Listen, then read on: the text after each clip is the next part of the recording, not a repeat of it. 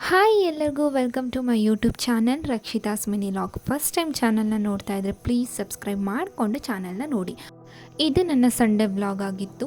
And ಇವತ್ತು ನನಗೊಂದು makeup order ಇದ್ದಿದ್ದರಿಂದ ಸೊ ನಾನು ಅದಕ್ಕೂ ಬೇಗ ಹೋಗಬೇಕಾಗಿತ್ತು. 8:45 ಅಷ್ಟೊತ್ತಿಗೆ ನಾನೆಲ್ಲ ಕೆಲಸಗಳನ್ನ ಸ್ವಲ್ಪನೇ ಮುಗಿಸ್ಕೊಂಡು ಪಾಪನ ಮಲಗಿಸ್ಕೊಂಡು ಟಿಫನ್ ಮಾಡ್ಕೊಳ್ಳೋಣ ಅಂತ ಹೋದೆ. ಟಿಫನ್ ಬಂದು ನೀರು ದೋಸೆ ಮತ್ತು ಚಟ್ನಿ.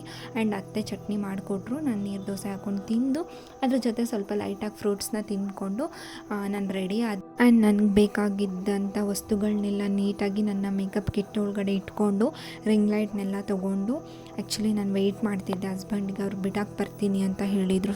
ಆ್ಯಂಡ್ ಅವರು ತೊಗೊಂಡೋಗಿ ಲಗೇಜ್ನ ಕೆಳಗಡೆ ಇಟ್ಕೊಟ್ರು. ಆ್ಯಂಡ್ ಫೈನಲಿ ನಾವು ಹೊರಡೋಣ ಅಂತ ಅಂದ್ಕೊಂಡೆ. ಬಟ್ ಕ್ಲೈಂಟ್ ಬಂದು ಇನ್ನೂ ಹಾಫ್ ಆನ್ ಅವರ್ ಲೇಟಾಗಿ ಬನ್ನಿ ಅಂತ ಕಾಲ್ ಮಾಡಿದ್ರಿಂದ ಒಂದು ಸ್ವಲ್ಪ ಹೊತ್ತು ವೆಯ್ಟ್ ಮಾಡಿಬಿಟ್ಟು ಹೊರಟೆ ನಾನು. ಆ್ಯಂಡ್ ಆ್ಯಕ್ಚುಲಿ ಇದು ಬಂದು ನನಗೆ ಹಾಸನಲ್ಲೇ ಇತ್ತು ಇವತ್ತು ಮೇಕಪ್ಪು. ಆ್ಯಂಡ್ ಈ ಮೇಕಪ್ ಬಂದು ಬರ್ಡೇಗೆ ಸಿಂಪಲಾಗಿ ಕೇಳಿದರು ಮೇಕಪ್ನ. ಸೊ ಲೇಟಾಗಿ ಬರ್ಡೇ ಇದ್ದಿದ್ದರಿಂದ ಅವ್ರು ನನಗೆ ಒಂದು 9:30 ಹಾಗೆ ಬನ್ನಿ ಅಂತ ಅಂದಿದ್ರು. ಸೊ ನಾನು ಹೋಗಬೇಕಾದ್ರೆ ಎಕ್ಸಾಕ್ಟಾಗಿ 9:30 ಆಗಿತ್ತು ಅವ್ರ ಮನೆಗೆ. ಬಟ್ ಸ್ವಲ್ಪ ಏರಿಯಾ ಲೊಕೇಶನ್ ಎಲ್ಲ ಮಿಸ್ ಆಗಿದ್ದರಿಂದ ಒಂದು ಸ್ವಲ್ಪ ಹೊತ್ತು ಆಚೆ ಈಚೆ ಓಡಾಡಿದ್ವಿ. ಆ್ಯಂಡ್ ಅವ್ರಿಗೂ ಪ್ರಾಪರಾಗಿ ಲೊಕೇಶನ್ ಗೊತ್ತಿರಲಿಲ್ಲ. ಆ್ಯಕ್ಚುಲಿ ಇವತ್ತು ನನ್ನ ಕ್ಲೈಂಟ್ ಬಗ್ಗೆ ಹೇಳಬೇಕು ಅಂದ್ಕೊಂಡಿದ್ದೀನಿ. ನನ್ನ ಕ್ಲೈಂಟ್ ಬಂದು ಕಲರ್ಸ್ ಕನ್ನಡದಲ್ಲಿ ಬರ್ತಿತ್ತಲ್ಲ ನಮ್ಮನೆ ಯುವರಾಣಿ ಸೀರಿಯಲ್, ಅದರಲ್ಲಿ ಅನಿಕೇತ್ ಇದ್ರಲ್ಲ, ಅವರ ಬ್ರದರ್ ಮಿಸ್ಸಸ್ಸು ನನ್ನ ಕ್ಲೈಂಟ್ ಆಗಿದ್ದರು ಇವತ್ತು. ಆ್ಯಂಡ್ ಇವರು ನನ್ನ ಇನ್ಸ್ಟಾಗ್ರಾಮ್ ಥ್ರೂ ಬುಕ್ ಮಾಡ್ಕೊಂಡಿದ್ರು. ಇವರ ಪಾಪು ಬರ್ಡೇ ಇದ್ದಿದ್ದರಿಂದ ನನಗೆ ಸಿಂಪಲ್ ಆ್ಯಂಡ್ ಎಲಿಗೆಂಟ್ ಲುಕ್ ಬೇಕು ಅಂತ ಕೇಳಿದರು. ಆ್ಯಂಡ್ ಫೈನಲಿ ನಾನು ಅವ್ರ ಮನೆ ಲೊಕೇಶನ್ಗೆ ರೀಚ್ ಆದೆ.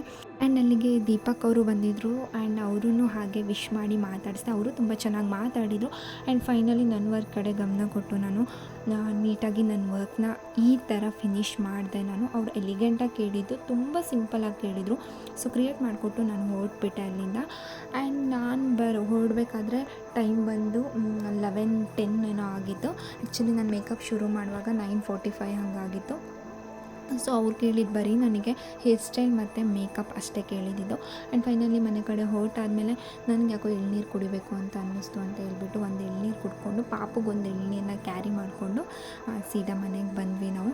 ಮನೆಗೆ ಬಂದಮೇಲೆ ಪಾಪು ಆ್ಯಕ್ಚುಲಿ ಮಲಗಿಸೋಗಿದ್ರಿಂದ ಎದ್ದಿದ್ಲು ಅವಳು ನಾನು ಬರೋ ಹೊತ್ತಿಗೆ ಕರೆಕ್ಟಾಗಿ. ಆ್ಯಂಡ್ ಅವಳಿಗೆ ಫ್ರೂಟ್ಸ್ ಜ್ಯೂಸ್ ಮಾಡಿ ಸ್ವಲ್ಪ ಕುಡಿಸ್ದೆ. ಆ್ಯಕ್ಚುಲಿ ಅವ್ಳು 4-5 ಡೇಸಿಂದ ಊಟ ಮಾಡಿರಲಿಲ್ವಲ್ಲ, ಸೊ ಫ್ರೂಟ್ ಜ್ಯೂಸ್ ಆದರೂ ಕುಡೀಲಿ ಅಂತ ಹೇಳ್ಬಿಟ್ಟು ಈ ಥರ ಡ್ರಾಪರ್ಗೆ ಹಾಕಿಬಿಟ್ಟು ಅವಳಿಗೆ ನೀಟಾಗಿ ಕುಡಿಸ್ತಾ ಇದ್ದೆ. ಸ್ಪೂನಲ್ಲಿ ಕುಡ್ಸೋಕೆ ಹೋದರೆ ಅವಳು ಫುಲ್ಲು ವೇಸ್ಟ್ ಮಾಡಾಕ್ತಾಳೆ.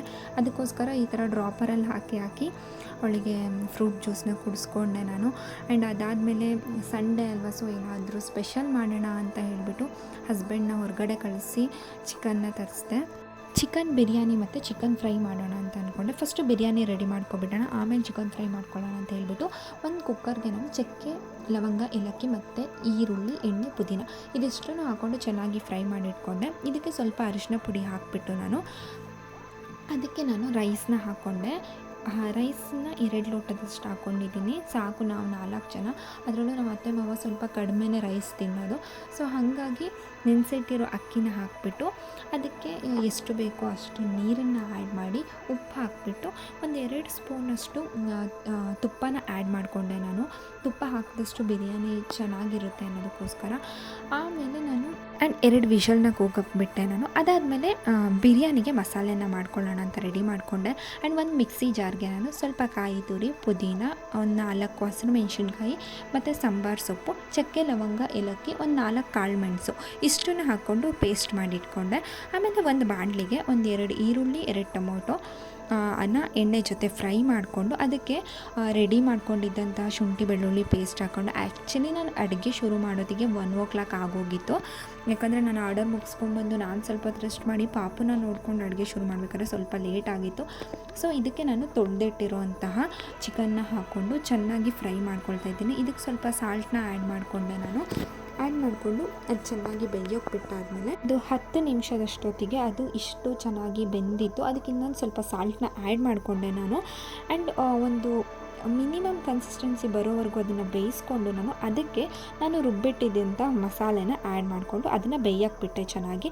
ಆಮೇಲೆ ಈಚೆ ಸೈಡಲ್ಲಿ ನಾನು ಚಿಕನ್ ಫ್ರೈ ಮಾಡೋದಕ್ಕಂತ ರೆಡಿ ಮಾಡಿಕೊಂಡೆ. ಅದಕ್ಕೆ ಏನು ಅಂದರೆ ಸ್ವಲ್ಪ ಆಯಿಲ್ ಹಾಕಿ ಒಂದೆರಡು ಈರುಳ್ಳಿ, 1 ಟೊಮೆಟೊ, 2 ಹಸಿರು ಮೆಣಸಿನ್ಕಾಯಿ ಮತ್ತು ಸ್ವಲ್ಪ ಕರಿಬೇವಿನ ಸೊಪ್ಪನ್ನು ಹಾಕಿ ಅದನ್ನ ಫ್ರೈ ಮಾಡೋಕ್ಕೆ ಬಿಟ್ಕೊಂಡೆ. ಆ್ಯಂಡ್ ಈಚೆ ಸೈಡ್ ಬಿರಿಯಾನಿ ಮಾಡಿರೋ ಮಸಾಲೆ ಹೇಗಾಗಿದೆ ಅಂತ ನೋಡೋಣ. ಆ್ಯಂಡ್ ಈ ಕಡೆ ಇಷ್ಟು ಕನ್ಸಿಸ್ಟೆನ್ಸಿ ಬಂದಾದಮೇಲೆ ನಾನು ಇದಕ್ಕೆ ಒಂದು ಅರ್ಧ ಲೆಮನ್ನ ಹಿಂಡ್ಬಿಟ್ಟು ಮತ್ತೆ ಕುದಿಯೋಕ್ಕಂತ ಬಿಟ್ಕೊಂಡೆ. ಆ್ಯಂಡ್ 2 ಲೋಟ ಅಕ್ಕಿ ಯೂಸ್ ಮಾಡಿರೋದ್ರಿಂದ ನನಗೆ ಎಷ್ಟು ಬೇಕೋ ಅಂದಾಜಲ್ಲಿ ನೋಡಿಕೊಂಡು ನಾನು ಆ ಫ್ರೈ ಕನ್ಸಿಸ್ಟೆನ್ಸಿನ ಮೇಂಟೈನ್ ಮಾಡಿದ್ದೀನಿ. ಇದು ಮಸಾಲೆ ಬಂದು ನಾನು ಬಿರಿಯಾನಿಗೆ ಮಿಕ್ಸ್ ಮಾಡೋದಕ್ಕೋಸ್ಕರ ಮಾಡ್ಕೊಂಡಿರೋದು. ಆ್ಯಂಡ್ ಈ ಕಡೆ ನಾನು ಚಿಕನ್ ಫ್ರೈನ ಮಾಡೋದಕ್ಕೋಸ್ಕರ ರೆಡಿ ಮಾಡ್ಕೊಳ್ತಾ ಇರೋದು. ಈ ಒಂದು ಟೊಮೊಟೊ ಈರುಳ್ಳಿ ಫ್ರೈ ಆದಮೇಲೆ ನಾನು ಇದಕ್ಕೆ 1 ಟೇಬಲ್ ಸ್ಪೂನಷ್ಟು ಶುಂಠಿ ಬೆಳ್ಳುಳ್ಳಿ ಪೇಸ್ಟ್ನ ಆ್ಯಡ್ ಮಾಡಿಕೊಂಡು ಅದಕ್ಕೆ ನಾನು ತೊಳೆದಿಟ್ಟಿರೋಂಥ ಚಿಕನ್ನ ಹಾಕ್ಕೊಂಡಿದ್ದೀನಿ. ಅದು ಫ್ರೈ ಆಗೋಕ್ಕೆ ಬಿಟ್ಕೊಂಡು ಈಚೆ ಕುಕ್ಕರಲ್ಲಿ ನಾನು ಬಿರಿಯಾನಿಗೆ ಅಂತ ರೈಸ್ ಮಾಡಿಟ್ಕೊಂಡಿದ್ದೀನಲ್ಲ, ಈ ಒಂದು ರೈಸ್ನ ನಾನು ಒಂದು ಅಗಲವಾಗಿರೋ ಅಂತಹ ಒಂದು ಪ್ಲೇಟ್ಗೆ ಶಿಫ್ಟ್ ಮಾಡ್ಕೋತಾ ಇದ್ದೀನಿ. ಏನಕ್ಕೆ ಅಂತಂದರೆ ರೈಸ್ ಮೆತ್ತಗಾಗಬಾರ್ದು ಅನ್ನೋದಕ್ಕೋಸ್ಕರ, ಸ್ವಲ್ಪ ಉದ್ರಾಗಿದ್ದರೆ ಬಿರಿಯಾನಿಗೆ ಚೆನ್ನಾಗಿರುತ್ತೆ ಅನ್ನೋದಕ್ಕೋಸ್ಕರ ಇದನ್ನು ನಾನು ಶಿಫ್ಟ್ ಮಾಡ್ಕೊಳ್ತಾ ಇದ್ದೀನಿ. ಶಿಫ್ಟ್ ಮಾಡ್ಕೊಂಡು ಆದಮೇಲೆ ಸ್ವಲ್ಪ ಹೊತ್ತು ಒಂದು 10 ಮಿನಿಟ್ಸ್ ಬಿಡಬೇಕು ಅದನ್ನು ಆರೋದಕ್ಕೆ. ಅದು ನೀಟಾಗಿ ಆರಿದ ಮೇಲೆ ನಾನು ಬಿರಿಯಾನಿಗೆ ಅಂತ ಮಾಡ್ಕೊಂಡಿರೋ ಮಸಾಲೆನ ಈ ಒಂದು ರೈಸ್ ಜೊತೆ ಹಾಕಿ ಚೆನ್ನಾಗಿ ಮಿಕ್ಸ್ ಮಾಡ್ಕೊಳ್ತೀನಿ. ಇಷ್ಟು ಕನ್ಸಿಸ್ಟೆನ್ಸಿ ಬರೋವರೆಗೂ ನಾನು ಫ್ರೈ ಮಾಡ್ಕೊಂಡಿದ್ದೀನಿ ನೋಡಿ. ಆ್ಯಂಡ್ ಇದನ್ನು ನಾನು ಚೆನ್ನಾಗಿ ಮಿಕ್ಸ್ ಮಾಡಾದಮೇಲೆ ಇದನ್ನು ನಾನು ಯಾವ ಕುಕ್ಕರಲ್ಲಿ ಮಾಡಿರ್ತೀನಿ ರೈಸ್ನ ಅದೇ ಕುಕ್ಕರ್ಗೆ ಹಾಕಿ ಶಿಫ್ಟ್ ಮಾಡಿಕೊಂಡು ಕುಕ್ಕರ್ ಬಾಯಿನ ಮುಚ್ಚಿ ಇಡ್ತೀನಿ. ಯಾಕೆ ಅಂತಂದರೆ ಆರು ಹೋಗಬಾರ್ದು ಅನ್ನೋದಕ್ಕೋಸ್ಕರ ಅಷ್ಟೇ, ಅದು ತಣ್ಣಗಾಗಿಬಿಡುತ್ತೆ ಅಂಥೇಳಿ. ಆಮೇಲೆ ಈ ಕಡೆ ಫ್ರೈಗೆ ಚಿಕನ್ನ ಹಾಕಿಟ್ಕೊಂಡಿದ್ದೆ. ಆ್ಯಂಡ್ ಇದು ಬೇಯಕ್ಕೆ ಆಗಿತ್ತು ಚೆನ್ನಾಗಿ. ಅಷ್ಟರೊಳಗಡೆ ನಾನು ಸ್ವಲ್ಪ ಮಸಾಲೆ ಮಾಡ್ಕೊಳ್ಳೋಣ ಖಾರ ಪುಡಿದು ಅಂತ ಹೇಳ್ಬಿಟ್ಟು ಒಂದು ಪ್ಯಾನ್ಗೆ ಹಾಕಿಬಿಟ್ಟು ಸ್ವಲ್ಪ ಆಯಿಲ್ ಹಾಕಿ ಖಾರ ಪುಡಿ, ಸಾಂಬಾರು ಪುಡಿ, ಸ್ವಲ್ಪ ಗರಂ ಮಸಾಲೆ ಹಾಕಿ ಚೆನ್ನಾಗಿ ಹುರ್ಕೋತಾ ಇದ್ದೀನಿ ಸ್ವಲ್ಪ ಬ್ರೌನ್ ಬರೋವರೆಗೂ. ಅದ್ರ ಜೊತೆ 2 ಲೆಗ್ ಪೀಸ್ ಇದ್ದಿದ್ದರಿಂದ ಸೊ ಅದಕ್ಕೂ ಮಸಾಲೆನ ಕಲಸಿಡೋಣ ಅಂತ ಹೇಳ್ಬಿಟ್ಟು ಒಂದು ಬೌಲ್ಗೆ ಸ್ವಲ್ಪ ಅರಿಶಿನ ಪುಡಿ ಮತ್ತು ಶುಂಠಿ ಬೆಳ್ಳುಳ್ಳಿ ಪೇಸ್ಟು, ಖಾರ ಪುಡಿ ಮತ್ತು ಸಾಂಬಾರು ಪುಡಿ ಇದಿಷ್ಟನ್ನೇ ಹಾಕ್ಕೊಂಡು ಇದಕ್ಕೊಂದು 2 ಟೇಬಲ್ ಸ್ಪೂನಷ್ಟು ಆಯಿಲ್ನ ಹಾಕ್ಕೊಂಡು ಮತ್ತು ಸ್ವಲ್ಪ ಸಾಂಬಾರು ಸೊಪ್ಪನ್ನ ಆ್ಯಡ್ ಮಾಡ್ಕೊಂಡಿದ್ದೀನಿ. ಆ್ಯಂಡ್ ನಾನು ಆಲ್ರೆಡಿ ಲೆಗ್ ಪೀಸ್ಗೆ ಲೆಮನ್ನ ಹಾಕಿ ಇಟ್ಟಿದ್ದೆ ನಾನು, ಯಾಕಂದರೆ ಸ್ವಲ್ಪ ಹುಳಿನ ಹೀರ್ಕೊಂಡಿರಲಿ ಅನ್ನೋದಕ್ಕೋಸ್ಕರ. ಮತ್ತು ಇದಕ್ಕೆ ನಾನು 1 ಟೇಬಲ್ ಸ್ಪೂನಷ್ಟು ಮೈದಾ ಹಿಟ್ಟನ್ನ ಆ್ಯಡ್ ಮಾಡಿಕೊಂಡೆ. ಬಟ್ ಇನ್ನೂ ಹುಡಿ ಆಯಿತು ಅದು. ಸೊ ಅದಕ್ಕೆ 2 ಟೇಬಲ್ ಸ್ಪೂನಷ್ಟು ಆಯಿಲ್ನ ಆ್ಯಡ್ ಮಾಡಿಕೊಂಡು ಆಮೇಲೆ ಲೆಗ್ ಪೀಸ್ಗೆ ನಾನು ಒಂದು ಸ್ವಲ್ಪ ಕಟ್ ಮಾಡಿ ಇಟ್ಕೊಂಡಿದ್ದೆ ಲೆಗ್ ಪೀಸ್ನ, ಅಂದರೆ ಮಸಾಲೆ ಎಲ್ಲ ಅದರೊಳಗಡೆ ಹೋಗಲಿ ಅನ್ನೋದಕ್ಕೋಸ್ಕರ. ಸೊ ಅದಕ್ಕೆ ನೀಟಾಗಿ ಮಸಾಲೆನ ಹಚ್ಚಿಬಿಟ್ಟು ಅದನ್ನ ಹಾಗೆ ಇಟ್ಟೆ. ಯಾಕಂದರೆ ನನಗೆ ಇವಾಗ ಮಾಡೋದಕ್ಕೆ ನಿಜವಾಗ್ಲೂ ಪೇಷನ್ಸ್ ಇರಲಿಲ್ಲ.